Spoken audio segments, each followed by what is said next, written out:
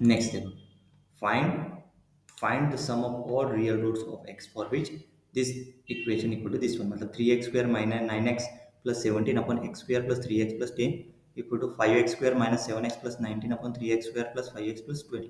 सही है, तो अभी इसका सॉल्यूशन लो कैसे। लेट द गिवन इक्वेशन भी दिस वन गिवन दिया है। First let's analyse the denominator करेंगे, एनालाइज करेंगे डिनोमिनेटर, क्योंकि वो एग्जिस्ट करना चाहिए ना वेरी डिफाइंड के लिए। सम ऑफ ऑल वेरी डिफाइंड के लिए डिनोमिनेटर को देखो, इसका डिनोमिनेटर d1 और इसका डिनोमिनेटर को लिया d2। सही है, तो d1 एनालाइज करेंगे, तो d1 का डिस्क्रिमिनेंट पहले निकालेंगे। डिस्क्रिमिनेंट मतलब b स्क्वायर माइनस 4ac को, तो b की वैल्यू वहाँ पे 3 है, b की वैल्यू और a की वैल्यू 1, c की वैल्यू 10 पुट कर दिया, तो क्या है negative. Negative and leading coefficient क्या है उसका पॉजिटिव, मतलब क्या हो गया d1 is always positive for all real x। Then d2, अभी d2 का डिस्क्रिमिनेंट डेल्टा 2, तो डेल्टा 2 इक्वल टू क्या है माइनस निगेटिव आएगा, फिर से निगेटिव, मतलब ये बी, ए की वैल्यू यहाँ पे 3, बी की वैल्यू 5, सी की वैल्यू 12, तो B square minus 4ac put कर दिया, निगेटिव आ गया। Negative and leading coefficient 3 is positive, मतलब d2 is always positive for all real x।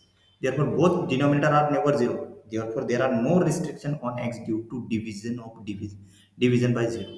so n1 upon d1 equal to n2 upon d2, the expression है ना, इसको n1 लेंगे, इसको d1 लेंगे, इसको n2 and this is d2। देखो ये मतलब ये ब्रेक, देखो ये मतलब क्या किया, solving for such A equation two subtract a constant from both side, जैसे माइनस वन कर दिया, कौन सा ये इक्वेशन माइनस वन कर दिया, तो क्या हो गया ये इक्वेशन आ गया, ये इक्वल टू किधर गया, तो सिंप्लीफाई करें, calculate the left side, left side इसको कैलकुलेट किया पहले, देखो ये इसको कैलकुलेट किया तो ये आ गया।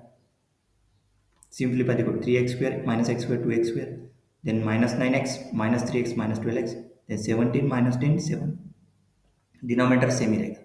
Then calculate right hand side, तो ये क्या आ जाएगा 5x² minus 3x² 2x², then minus 7x minus 5x minus 12x, then उसके बाद 19 माइनस 12 7, ये आ गया, डिनोमिनेटर सेम ही रहेगा। अभी ये हो गया, देखो notice that the numerator are identical, देखो न्यूमरेटर आर आइडेंटिकल और डिनोमिनेटर तो सेम ही रहता ना, मतलब न्यूमरेटर आइडेंटिकल आ गया, सॉरी डिनोमिनेटर इसका सेम, मतलब न्यूमरेटर आइडेंटिकल है, डिनोमिनेटर नहीं है। ओके, देखो अभी p ऑफ x को लेंगे 2x² minus 12x plus 7, so p of x put कर दिया दोनों साइड, d1 d2 डिनोमिनेटर अलग अलग है, so we can re return as p of x को बाहर निकाला तो 1 upon d1 minus 1 upon d2 equal to 0, तो this is p of x equal to 0 और 1 upon d1 minus d2 equal to 0। जैसे p of x equal to 0 लिया तो ये इक्वेशन इक्वल टू 0, मतलब this is a quadratic equation, so this discriminant delta क्या हो जाएगा -12 b स्क्वायर माइनस 4 ac क्या था 88 positive, so there are two distinct real solution for x। जब भी डिस्क्रिमिनेंट पॉजिटिव आता है तो two distinct real solution for x, so this solution भी x1 और x2 लेंगे according to the Vieta's formula.